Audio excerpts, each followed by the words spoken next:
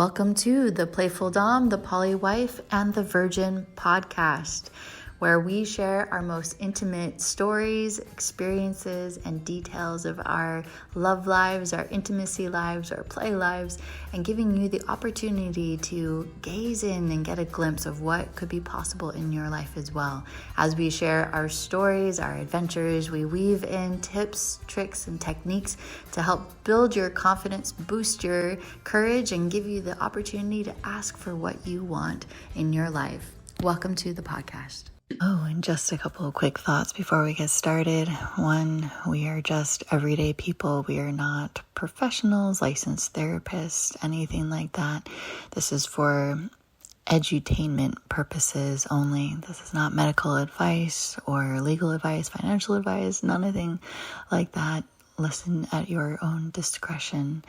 And this is for mature audiences. We're going into deep subjects and sharing deeply about intimacy and all the things about that. So just notice who you're around and let's go. Hello and welcome to the podcast. I am here, Jess, your playful Dom, joined by one of my favorite co-hosts, Lisa, the Poly Wife, and also joined by us, my favorite special guest, which is Ella, the Virgin. And Ella, the Virgin, is here to help us and help you as we guide through the different stories and adventures that Lisa and myself have been on in the world of BDSM, polyamory life, sexual play, intimacy and connection, and creating a portal, a gateway, a way for you to tap in and tune in and see, is this something that lights you up? Maybe there's things you've always been curious about this world that goes way beyond the 50 Shades of Grey, because these are firsthand experiences and encounters of what it is to step into your Dom self, step into your sovereignty, step into what lights you up, especially sexually, to be able to ask for what you want and get it. So we are here today to share some different stories. And one of them, Lisa, the poly wife, poly life babe that she is having such an amazing time on. We'd love to hear more. So let's kick it off with your story, Lisa. So I'm really happy to be here. Thank you very much. I was giving blood the other day, and the phlebotomist, well, she wasn't the phlebotomist, the woman who was the intake person was just chit-chatting, how are you doing? And I was saying, I'm fantastic. I'm really excited. She said, what are you so excited about? I said, well, I'm going on a little vacation, and I'm going to go see my boyfriends. And she said, what? Boyfriends, multiple boyfriends? And I said, yeah, I'm going to go see 3 of the men that I date. She said, really? All of them? And I said, yes. And the best thing about it is I'm leaving my husband at home to man the house and take care of the house while I'm gone. And she says, wait, you're married and you have boyfriends? I said, yes, I'm polyamorous. Do you know what that means? And she said, what are you talking about? I don't even have one boyfriend. How can you have 3 boyfriends and a husband? And so I started talking to her about polyamory and, what I've been doing. And she was completely blown away by the fact that a woman would have multiple playmates and be open about it and be happy talking about it. And so I was excited about it, and I shared it, and I actually did. I went on this little vacation, and while I was going up, I was trying to figure out what I'm going to call it. And we had a couple of various little names, Sausage Safari, the Whore Tour, but we ended up calling it the Cockcation because I was going on vacation and in search of men. Not in search of men, just to visit with men that I had already been dating. So my first stop was my boyfriend of 2 years. He lives in Indianapolis with his wife, and we've been dating since March of 2019. And he's a pilot, so he can when he flies into Florida, I get to see him. And so I see him occasionally, and then I go and visit them as well. So his wife was going to go visit their daughter in Texas. And so I went up to visit with him for a couple of days. And then I moved on to Columbus, Ohio to visit a man that I had met last April, who was snowbird here in Florida. And so he spent the winter here in Florida. We met while he was in Florida, and he went home to his wife. And I went up to visit. I rented an Airbnb. We spent a couple of days together, and that was lovely. And then I had a third meeting. I was going to drive to Pittsburgh, and instead, we ended up just meeting for lunch because I was getting eager to get home, and we just met for lunch. We spent a lovely, wonderful afternoon together, and then I drove home, and I had a freaking great vacation, summer vacation. And it's not what I would answer if I were going into 5th grade and saying, "Hey, what did you do on your summer vacation?" This is, a little X-rated vacation, but amongst friends, I'm willing to talk about it. This is Ella the Virgin. So you ladies fascinate me. I'm so excited to be here, and I've opened my eyes to so many things that I didn't even realize. I mean, we have these preconceived notions in our head, really what's going on and what's not going on. So can you share a little bit further, because we had talked before, is this like, are you sleeping with these guys, or, without being too, protecting privacy, but what's really going on, I guess? So I would say that I am intimate with these men. And actually, with each of these men, I've had a completely different experience. So with the first man, we'll call him Orion. He and his wife have been polyamorous for 10 years. They've had an open marriage. And I met him when we opened up on an app specifically for poly people. So it's people who are married, who are looking for other people to play with permission. It's called ethical non-monogamy. And he and my husband have so much in common. They're very vanilla, and vanilla means they're, pretty standard. They're not into any out of the ordinary, edgy kind of play or anything like that. But he's a wonderful, kind, loving man, devoted to his wife, and they just like to have other experiences. And so the two of us have very sort of traditional sex. Okay. The man in Columbus, call him Luke. He and his wife have been polyamorous for a little bit longer than my husband and I have been polyamorous. And it's just that he has a much higher sex drive than she does. She likes much younger men. And so they get to have experiences that they, in a long-term 20, 25-year marriage, wouldn't otherwise be able to have. So they both have permission to play, and they have their rules that they have. And with him, he's far more adventurous than Orion is. And so with him, I had a threesome, which was a completely new thing for me, Luke and I. And then the third man is a man that I've never had intercourse with, but we have spent many days and nights together. It's just that our situation was such that both of us weren't ready to have intercourse, but we had an incredibly, he's more tantric. So he is more of the mind of sort of a more soul connection. So I have a deep, soulful love connection with him, but we've never had intercourse. So. Oh, that's exciting. So again, for me, right, again, this is completely new to me, everyone. I mean, again, that's a whole nother world. So, I mean, how does it work? I mean, I know a little bit more, but there's like rules.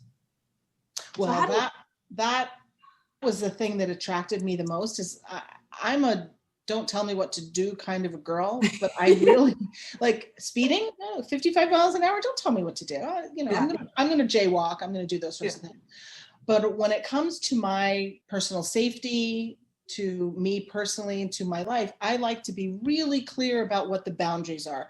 Maybe, I don't know if I'm going to equate rules and boundaries. That's something that Jessica could address a little bit more. But for me, I like the ideas of boundaries. So for instance, with Kyron, the third guy that I was telling you about, he and I set up a playground, what we call a playground. And so I simply said, when he was visiting me, how we met is one thing, but we had met once and he was visiting me. He was just going to hang out with me on a Sunday afternoon.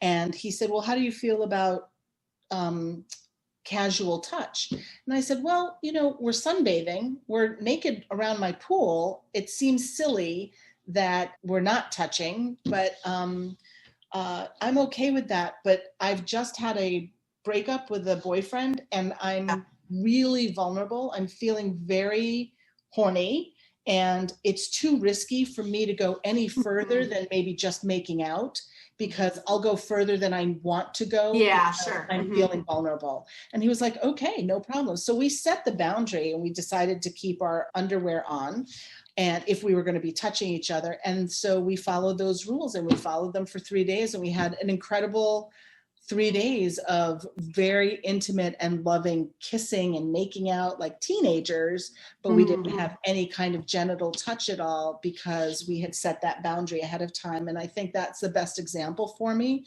because it was wonderful to set a boundary and have it met. And in the middle of us playing, he said to me, wow, I really feel connected to you. This is amazing. If at any point you feel like going further than the boundaries that we have set, I am totally okay with that. So he gave me consent to move further if I felt comfortable.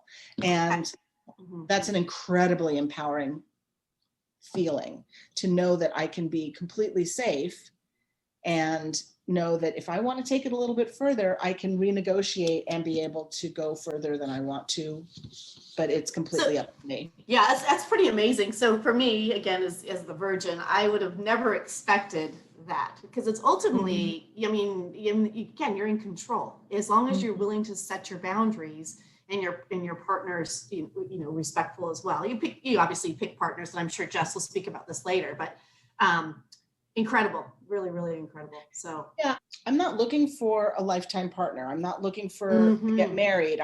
So my situation is a little bit different. I'm coming to dating looking for sex.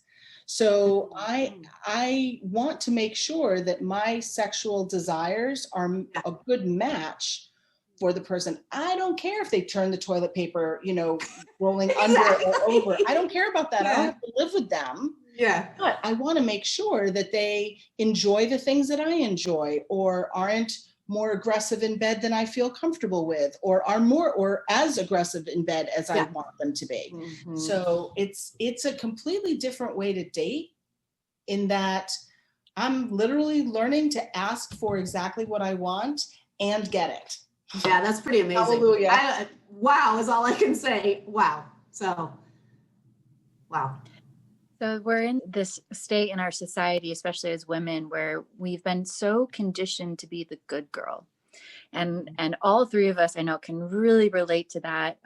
Doing what we think is the right thing, pleasing others, being nice, feeling that others' needs are more important than our own, that not wanting to hurt others' feelings. And so we've had this deep conditioning, and it's been perpetuated and reinforced countless times through our life. And so this exploration into BDSM or into polyamory or into other worlds of sexuality, and knowing that it's a whole new world and a whole new game, one where communication is absolutely paramount. Being very clear with your communication, clear with your boundaries, what your needs are, what your desires are, being able to express that, and the importance of consent.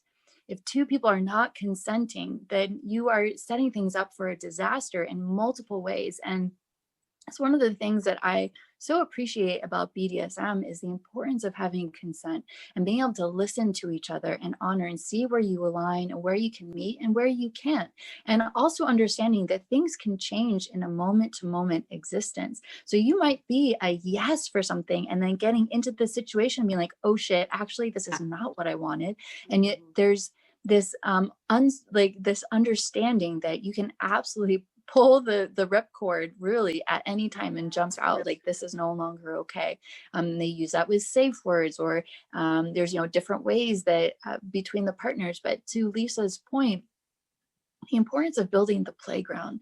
And I reinforce that. I've been speaking about the playground for 2 years now, and we're going to talk about bios in a moment, about who we are and how long Lisa has been in polyamory and what she represents, and Ella the Virgin, and myself, the Playful Domme. But the importance of building the playground, because when you are able to come in, if you think about people understand the structure. They know that the pieces to play on and how to show up and what feels good. And within that playground, then you can be free.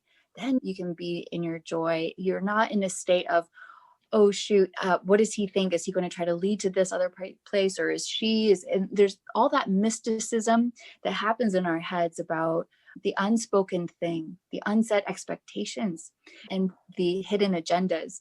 So this is part of the thing about, I think, of the highest light of BDSM, of kink, of polyamory, of these other sexual explorations, that the more that things are able to be brought to the surface, I'm not saying it's easy at all. Yeah. And Lisa can attest that there are polyamory couples that things went really awry. It's not a guarantee, but the more that we're able to step into the truth of who we are, to honor and acknowledge what we actually want, and being able to do that from a place of courage and being able to confidently say it, it opens up so many more doors of actually getting what we want and desire, rather than hoping the other person is going to read our mind and assume what we want.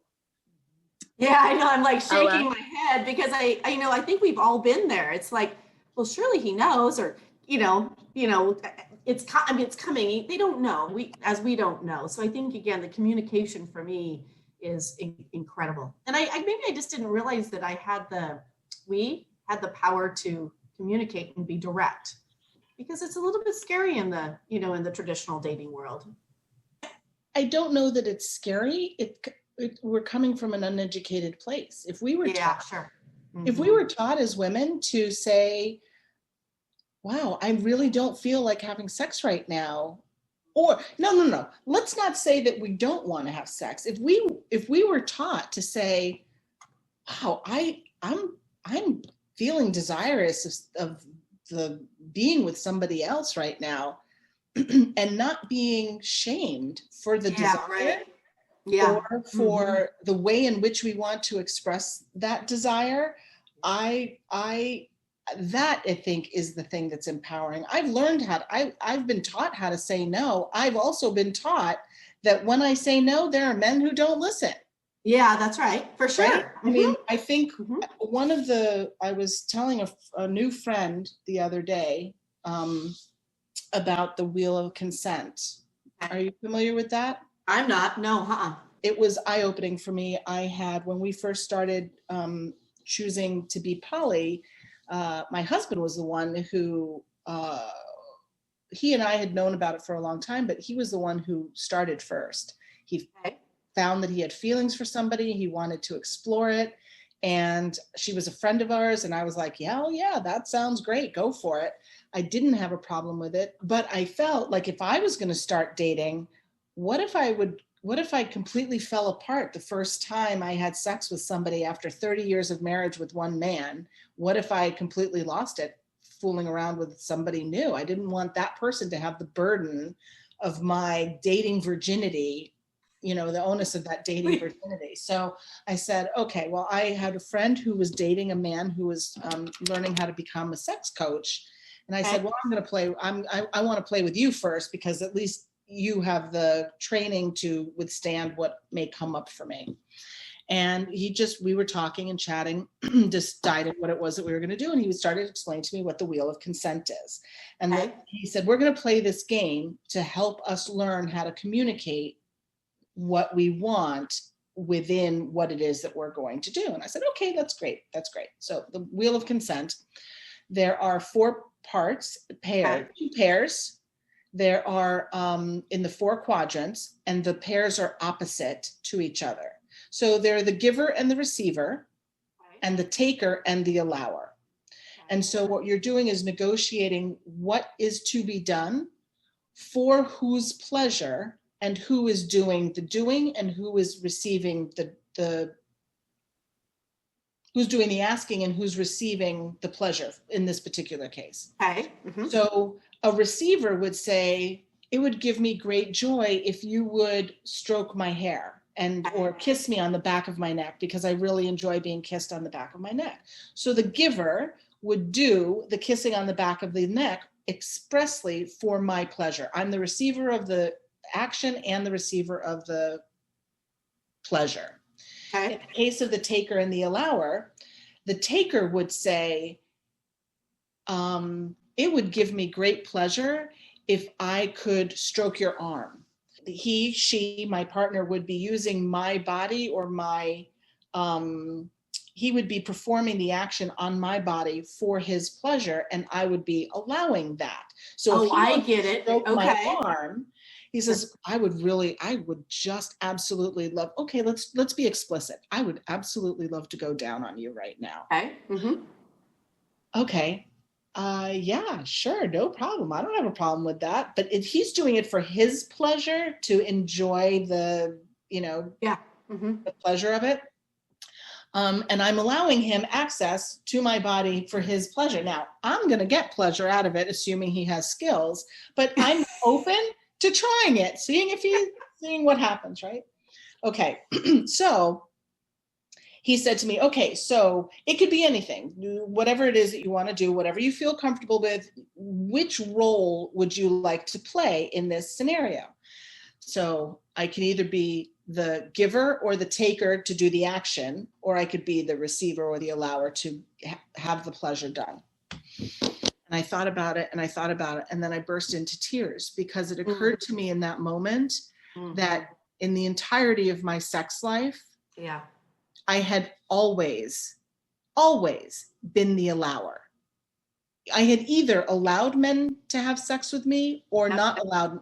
Men had sex with me whether I allowed them to or not, right? So I have two negative experiences, but in this case, I never asked for sex because I had desire that wanted satisfying. Never occurred to me to do that.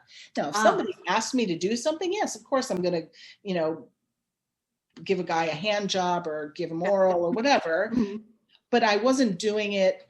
I mostly I gave people access to my body because I was an allower, not a receiver. Yeah, that's right. And that was really shocking for me and empowering to know that I had the ability to ask. And I started talking to other men and women. And I can't tell you the number of men that I spoke to who said, oh my God, I could go down on a woman for an hour. I just want to get all in there and juicy, and I want to be messy with it and enjoy it. And I was like, what? No, you don't. You're like a leprechaun. You don't exist. Men don't want that. He says, I don't care if I come. I want to make the woman come 5 or 10 times. I'm like, what? I'd never, ever had the conversations. Now, these were just men that I was working with or, not involved with at all. And they were like, oh yeah, I have no interest in whether or not I come. I just want to give a woman pleasure. I was like, well, I got to meet more men like you. Exactly. So that's what I've been doing. Yeah. So ladies, for me, I mean, this is profound because I actually resonate with you, Lisa. It's like when you actually step back and have frank conversations like this, it's like, wow, you're right. It just happened to you instead of, stepping into the power and saying, this is what I like, or it's amazing. How many of us have had those moments where we're tired, we're exhausted, yeah. The guy that we're with really wants to get some, and we take the option rather than turning him down, because maybe we've turned him down 5 times this week or in the last month or whatever it is, and it's just like, oh, I just like, you just lay there. You just lay there and allow. And it's such a disempowering place. It's so, and I can only imagine how the man feels, honestly. Like it's almost like he has to dissociate himself from the experience to know that like the person he's with doesn't really want it and is just laying there to be there as a receptacle or whatever it was for him. And so having this opportunity that like maybe you love your partner, maybe you have it checks so many boxes, but maybe the sexual fire just isn't there for all of the reasons under the sun, and rather than making each other bad and wrong about that, is there a possibility of like having a conversation of going outside the comfort zones, of seeing what lights you up and what turns you on? And so for Lisa, I mean, Lisa, you've been married for over 30 years. For 34 years. And this is so the fact that I didn't know that I could ask for sex for my joy is worsened by the fact that in 34 years of marriage, think of that quadrant, you've got those opposites, right? My husband is not a taker. There is nowhere in the world that you would ever describe him as a taker. He's a giver. So he and I are misaligned because he believes that he's giving me pleasure, but I'm receiving that pleasure in an allowing space. Interesting. So he wants to give me pleasure, and I'm allowing him access to my body so that he can have his own pleasure. That is not those we're not aligned. We're lopsided because both of us are on one side of the wheel of consent, right? So that lack of communication happens in a long-term loving marriage where two people really enjoy each other, but what happens is that we're not communicating even inside of the bounds of our marriage. He's wanting to give and I'm allowing. That is, so it's not so much that he feels my not wanting. I'm faking it, right? I'm saying, oh yeah, baby, that feels great. That's wonderful. That's awesome. Are you done yet? Aren't you? I mean, I'm not the only we've one all here, been there. right? That's why I'm laughing. It's like, oh man, we've all been there. How many of it? I know for sure I have. I'm like, please, can he come? Okay, all right. Let's start with different sounds. Let's start like revving it up. Okay, like just here we go. We're going down to the last stride. We can do it. Like, just get him there. Then like, it'll happen and stuff like that. It's actually funny because I do sensual body work, and the other night I was giving a penis massage to a client, and it was taking a really long time, and I was like, damn it, like, and now it's starting to like encroach over the time limit of the session, and I don't know what to, and I'm like, how do I say this? And I should have had the conversation. I learned in that moment, it's like, ask the guy what gets him off, so that I know it, so that like I have it in my back pocket. I have my ace. So it's like, if it's not happening in the time frame and in the flow that I've established that I feel very confident in, it's like, oh, I've got the ace. Here we go. So instead, like it was like a half hour, and I'm like, this man isn't like, he's not going to orgasm. And I'm not attached to it, but I want to be able to provide that, help him with that if I can. So I was like, I found a very like kind of sensual way of saying it, of like, so, what would it take for you to be able to, really let go, or whatever it was. And he had a completely different configuration for how to do it, which included nipple twisting and if he could, caress my bottom as he's stroking himself. And so I'm like, I'm like in this like straddled yoga pose over his body as he's like stroking himself, and I'm twisting his nipple and he's caressing my butt until he like orgasms. And it hit him in the face when he released. It was great. That was like a first time for me to ever see that. It just totally shot up his face, and it was so great because I was looking at my position because I didn't want to get hit with the shrapnel, so I was like kind of like angling myself and like how I could look at it. God, it was so great. So it was just, I learned a lot in that, I end up going a little bit over my time, and, boundaries are super important, including our time boundary. And I was like, why don't I just ask men up front, what is it that gets you off, just in case? So we got the little, because we want to I want to help them fulfill that. So super, super, super funny. And I just had 2 dates with men that I was interviewing for relationships, and so I met them. We sit down, we had a short conversation. We met on a matching site, not Match.com, but in a sex specific site, and both of these men are swingers as opposed to specifically polyamorous, and there's a difference between the two. And I wanted to be sure that they understood that I'm not actually interested in a experience in which I see them once and never see them again. I'm looking for ongoing partnership, mostly because I'm still, while I have a vast knowledge, I haven't experienced a lot. And I still don't know how my body responds to touch in different ways. So I need a regular partner that I can have sex with who's willing to experiment with me, with my body, and not just, twist a nipple, suck a clit, and stick a penis in. Be done. Yeah. Be done. That's not what I'm looking for. And so I went out, I had lunch with one and dinner with the other.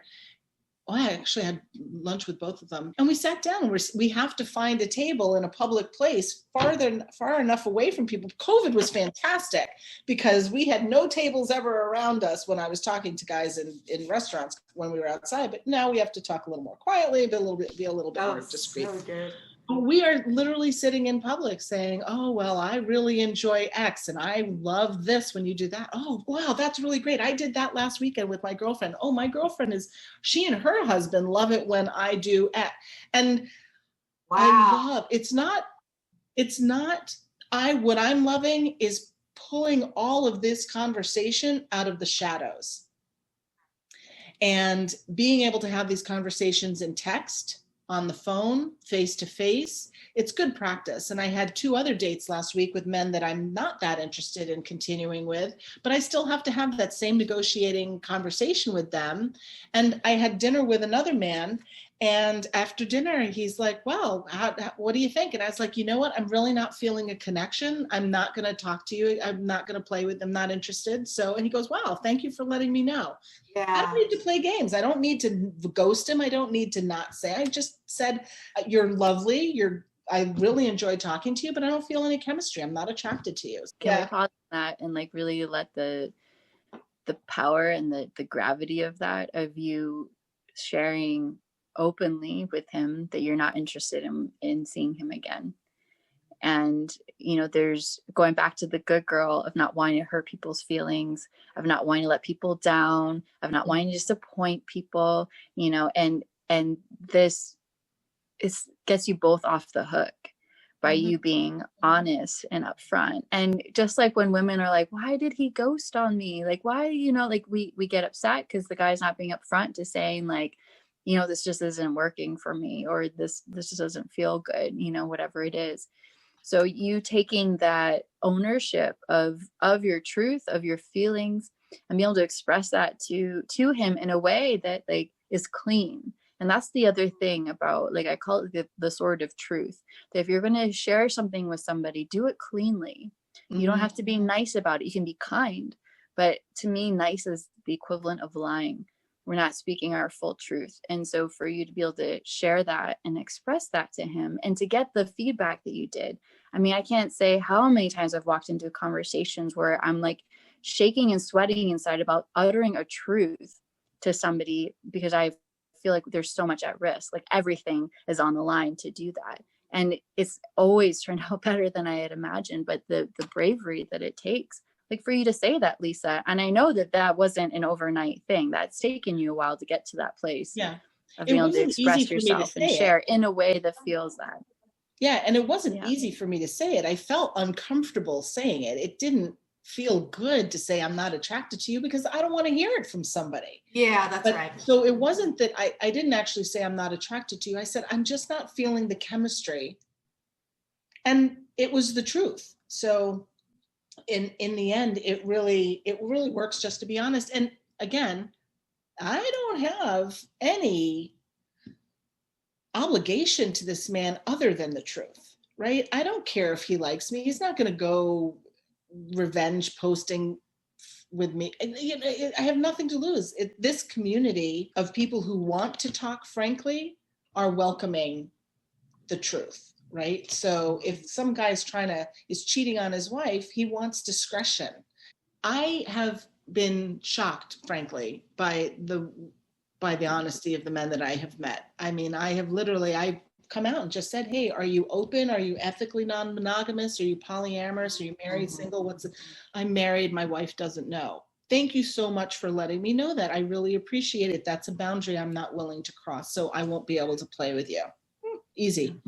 Yeah. So, and they've said, well, we're separated. We're not sure if what we're doing. I said, well, Does she know that you're playing? No, it's a don't ask, don't tell situation. Well, that's not that that's a bad situation. I don't judge. I have no ownership of their relationship, but if they're in a don't ask, don't tell situation and they're not talking about their sexual adventures, then they may also not be talking about the important things like condom use and safe practices and that sort of thing. So, but I have been grateful that men have been 100% truthful with when I've asked them a question.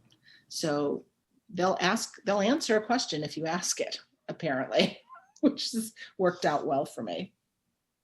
And the other thing I wanted to say as well is that I know we're painting a very rosy, lively picture of this world, and there are predators in there. There are sharks, there are the manipulators, there are all those kinds of things in this kind of dimension and world and realm as well. So, you know, part of my desire and intention for the ongoing episodes is to provide and prepare you, listener, whoever it is that's interested in exploring more, to giving you, again, some really great tools to support you, to empower you as you go into those situations. I think overall that there's so much beauty and so much expansion and growth and joy in these spaces and places. And, you know, there's always going to be the rotten apples. That is just part of the reality of life. So we get to, again, share with you our experiences, our explorations. These are, and you know, we're ordinary women, you know, we are very ordinary. I think that's something that's very appealing for a lot of women listening in, is that, wow, like we're very relatable and we're able to be the bridge, and it's not something that seems so outside of who they are that they couldn't possibly touch it. But you know that there's a lot of pieces, and as we share more about ourselves and what we've experienced in our life, I can absolutely 100% promise that there's something that everyone can relate and touch in on. So I want to make sure that you know that there is the dark side in the dark, and we're here to help you know how to navigate that, again, as best as you can in that space. So Ella the Virgin, what are you feeling, sensing? I say it again, and that's why I decided to have a conversation with you guys, because I think it's really, really important to you ladies. It's really important as someone who knows nothing or has heard. I have preconceived notions of what this space is about. And when we initially spoke, I guess it's been a few months ago, I was like, wow, this is so refreshing just to have a conversation, much like Lisa touched on, you know, in the more traditional dating side of things. You know, it feels like there's always these hidden agendas, and it's like, I'm going to use the word lying. You know, not everybody's completely truthful. They may be, you know, married or, you know, in a process of a divorce or something in different stages of their relationships. I loved the frankness. Absolutely loved the frankness. And as we continue to speak, and, you know, get to know Lisa a little bit more, and Jess, you as well, it's a beautiful thing. So, and I just want to learn more, and I want to know more, and I want to be a part of it. So I can hardly wait till we can share our stories, right? Our pasts. Because like you said, we're all just a bunch of great, you know, traditional, normal ladies. I think one of the things that is, at least for me, I got married not too long after college. And so I didn't have a lot of dating experience. I've been married more than half my life. So I had one partner, we had friends, but I didn't really know people until, I would say, 5 years ago, who were comfortable talking about this stuff. And it was because we had a group of people that I was talking to online, and it's still kind of private and on the computer, and we didn't know each other. We just had a common background. And so we opened up the conversation to sex one day, and somebody started talking about polyamory. I was like, how does that work? And I had been exposed to a lot of polygamy in my past. I had a lot of friends who were polygamists or grew up in polygamous families. And so I was familiar with that protocol, but not necessarily polyamory in general. And it has been incredibly freeing just to be able to have these conversations. And in truth, one of the things that I would emphasize about polyamory in general, it's like, is that I have friendships with women, and those friendships are very different with the different women that I'm friends with. I have the woman that I have been friends with since high school. I have friends that I've known since kindergarten. I have friends like Jessica, whom I've only known for, I don't know, maybe 5 or 6 years. But the conversations that Jessica and I have are very different than the conversations that I might have with my bestie from high school. Certainly very different from my next door neighbor, but now I'm in a place where I'm unwilling not to be willing to have that conversation. I'll have this conversation with anybody who wants. The phlebotomist when I'm giving blood, right? It's like, yep, I'm going to go see my 3 boyfriends and leave my husband at home, and he's happy about the whole thing. But I had different girlfriends for all different reasons. And I listened to a podcast in February. I can't remember if it was Dan Savage or if it was on NPR, but it was a book, and I don't remember the name of the book, and I haven't been able to find it. It's either called The Death of Marriage or something like that, Death of Love, and it was Valentine's Day week, and so they were discussing it, and they were saying that the worst thing that you can do to a person that you love is marry them. Because with marriage comes the expectation that that person is meant to fulfill every single role: best friend, best lover, best communicator, best financial partner, best parent to raise our children, or whatever it is. They're the person that you are meant to rely on to do everything as a partner with you. And the truth is that one girlfriend is much better at giving me fashion advice than another girlfriend. So why couldn't I have a lover or a man in my life who really loves the romantic stuff and wants to buy me flowers and take me out on dates? And why not have a husband who loves to cook with me and to do things with me? And why not have a lover with whom I can experience BDSM? Because my husband has zero interest in doing that, or he wants to explore something that I have no interest in. Now the world is my oyster. I can experience anything I want, and the person who loves me most in the world is excited for me to experience it, instead of feeling jealousy or anger that I'm looking for it from somebody else, because he doesn't want to provide it for me.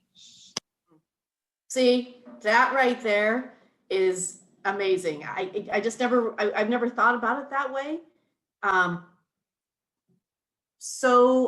Again, so raw, so authentic, so real. Thank you. So I think that's why I love this. So. Well, we used to be in community, right? Truly in villages and tribes. And each of us had a role that helped fulfill something we had a contribution that we made into that tribe. We had multiple adults that all raised the kids together, and so we've become very, very isolated over time and over generations, where we've put more stress on the nuclear family of like, we need to figure all this out and do this together, just us. And it's so destructive, and it's exhausting.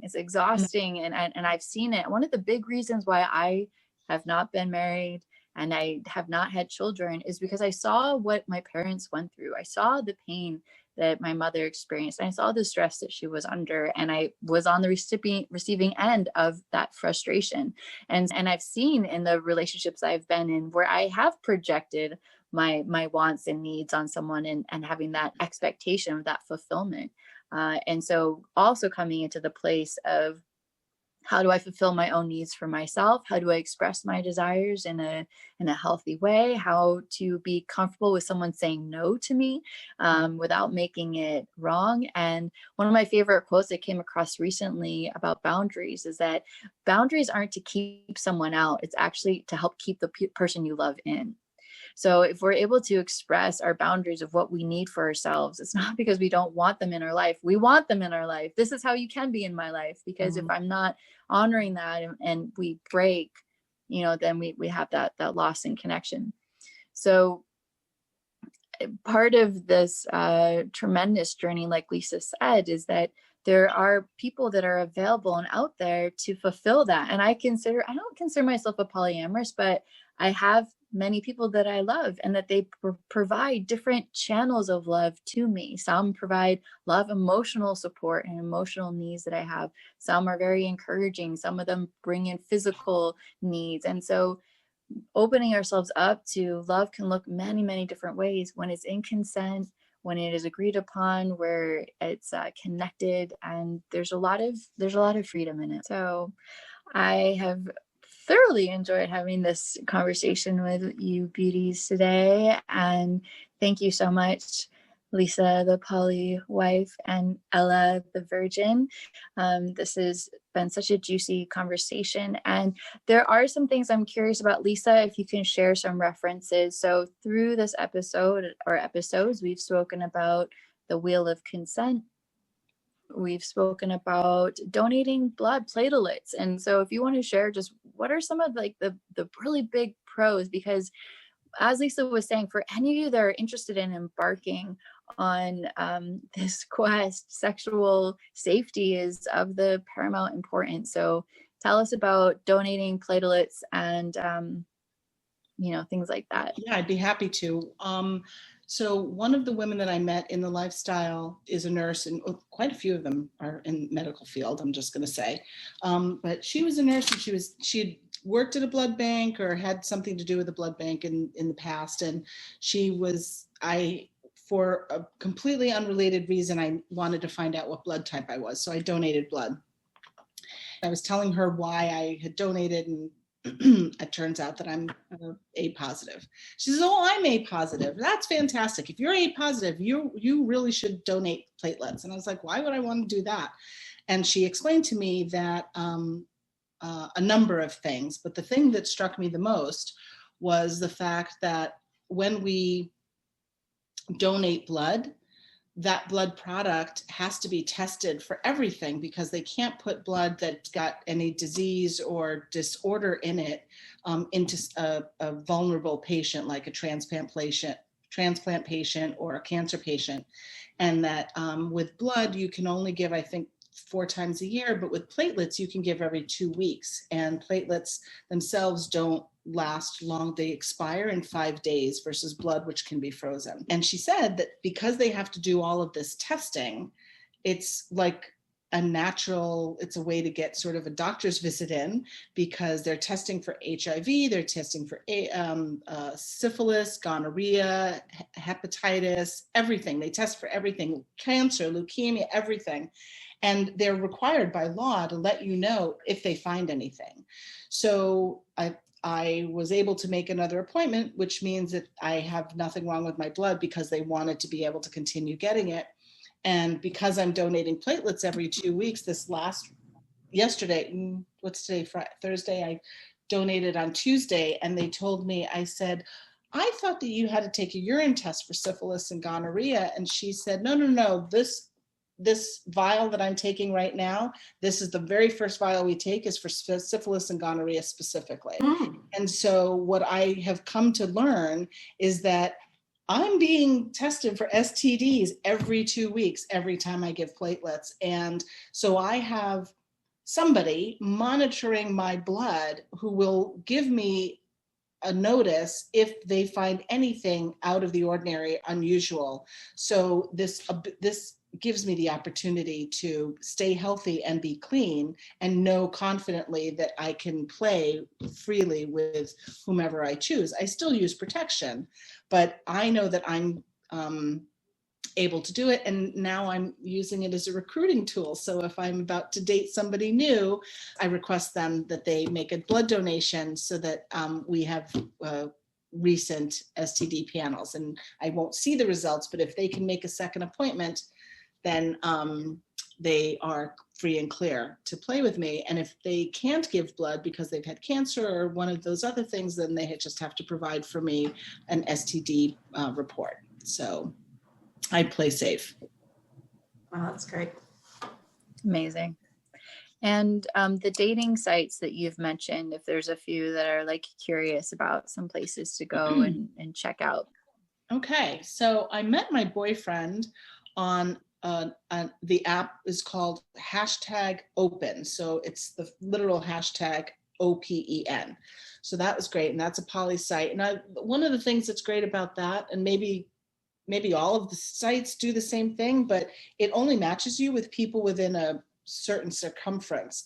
So he lives in Indy. So the only reason we matched was because he was in Naples at the time that we matched. And then he went away. So he fell off of my radar in my app. But when he came back to Naples, he popped back up and we saw that we matched. So we had a conversation, and then the rest is history.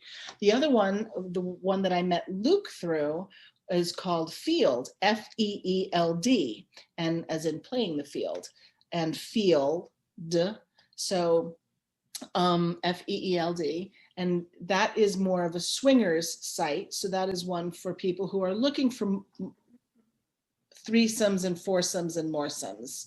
And so people are really open and obvious. They're saying, I'm poly, I'm married, I'm single, I'm ethically non-monogamous. They state what it is their situations are. And that has been fantastic too. So Open and Field are the places I've met. And then I happened to join a couple of poly groups on Facebook. Poly Love Lounge, I think, is one of them. And I don't remember the other, but they're connected. And so I also joined Reddit poly groups to read other people's experiences and, not be in comparison, but to learn, because I didn't have a lot of poly friends until I joined this lifestyle. And so I wanted to see what other people's experiences were. And so I eavesdropped in Reddit to learn some more about it. And now I just ask anybody I meet. That's perfect.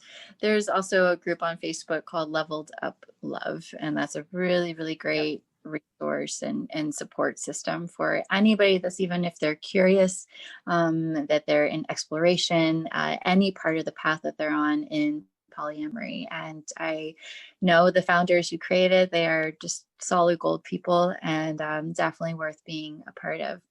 The other thing that I wanted to share is that if you're interested in having some deeper dive conversations or coaching, Lisa is a fantastic coach. She loves to help people that are on the polyamory path and journey, and helping them understand, like, as they navigate these waters, it is definitely a challenge for couples, especially at the beginning. Oftentimes it's one partner that's interested and getting the other partner on board.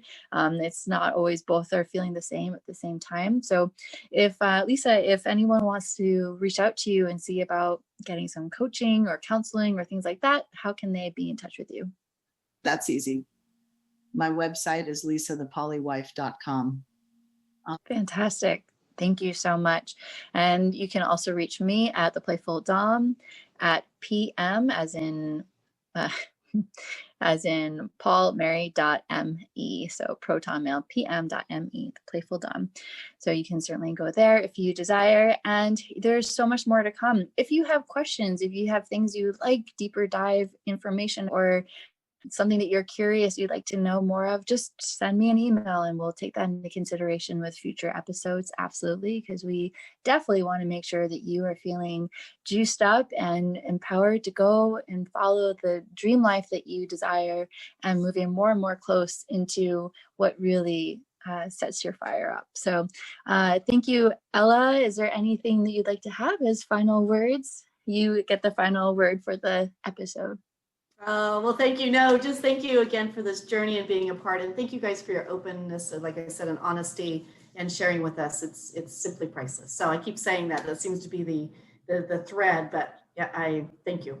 Thank you for sharing. One of the things that Jessica and I talked about a long time ago is that it is scary, and that it's scary. And these are some of the friendliest, most open, willing people you will ever meet in, quote unquote, the lifestyle. They're open to answering any questions at all.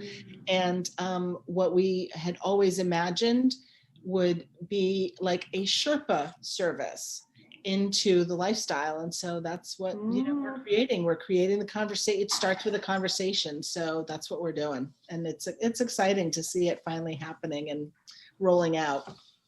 Yeah. And honestly, I think because of the pandemic, and people felt isolated, and they really had to face their partnerships themselves and ask what it is that they want. And we have an opportunity to reimagine what our lives can be. And I want people to know what their options are, because their options aren't as scary as they feel they might be.